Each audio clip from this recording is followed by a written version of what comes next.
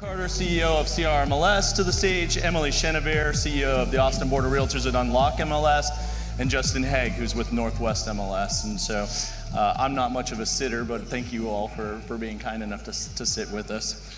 Let's start. A lot of this premise here of this is building a more prosperous MLS. I think a lot of that, and I've heard each of you speak enough to know that starts with the broker.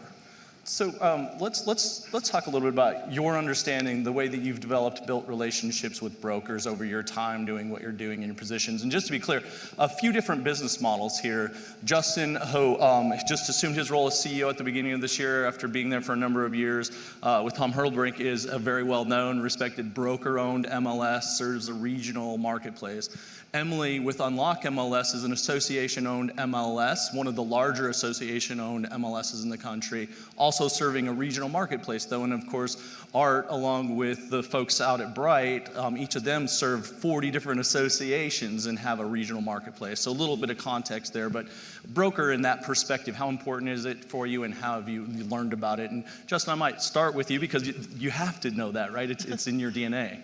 Well, welcome to the stage, Kevin Sears, president of NAR. So we're gonna sit here as if we were having beverages.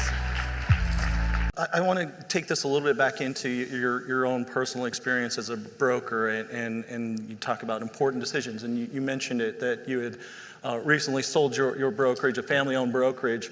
Yep. And obviously, I think in your role, you have about as good of an understanding of the landscape across the industry, but you also have a very strong tie to that family business. I think we have a lot of brokers in the room that are doing a lot of that similar assessment. What was that process like for you, and how difficult was that, knowing that it is a family business? I want to come back around to the communications piece in a moment, but I think before you can even get to that, it really, as you've been seeing throughout this conference, we've been leaning into leadership.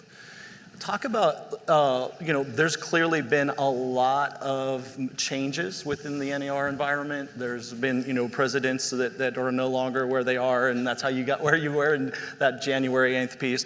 A CEO who, we knew the retirement was coming, but it happens earlier. Now we have an interim. What does that instability in key leadership roles do to the decision-making, the conversations that lead to these abilities to speak on behalf of the industry, to take the actions necessary?